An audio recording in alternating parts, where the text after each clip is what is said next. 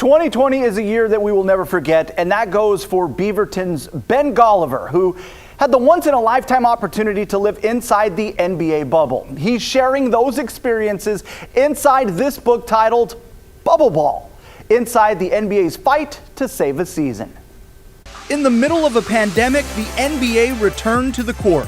This idea that there was going to be like a basketball Garden of Eden down at Disney World where all the best players were going to go compete for the title. It was a once-in-a-lifetime opportunity for Beaverton's Ben Golliver, one of a select few media members allowed inside the NBA bubble, writing for the Washington Post. This is the most memorable season of my life. I've been covering the NBA since 2007, and nothing really comes close. He wrote a book about his experience titled Bubble Ball, inside the NBA's fight to save a season. Bubble Ball I view as a time capsule for one of the most important years in NBA history. I mean, when you look at the China controversy with Hong Kong, the Kobe Bryant's tragic death, the pandemic, which shuts the season down right in the middle of it, and this crazy plan, quirky plan, to bring the whole thing back. Golliver was in the Disney World bubble for 93 days. The first week, quarantined inside his hotel room.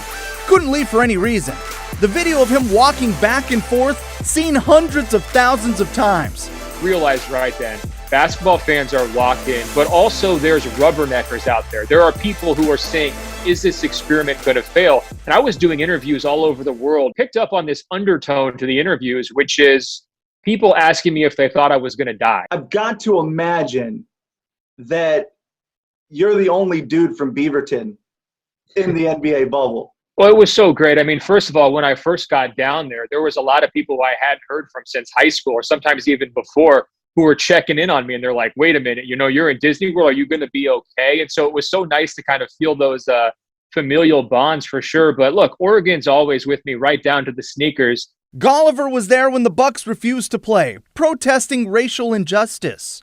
I always say the most memorable playoff game I've ever seen is the one that didn't take place. Kind of ground zero for the media, political complex there for, a solid 3 days. He also covered the Lakers winning it all. LeBron James spraying him with champagne, and a special moment as LeBron FaceTimed his mother. God is great.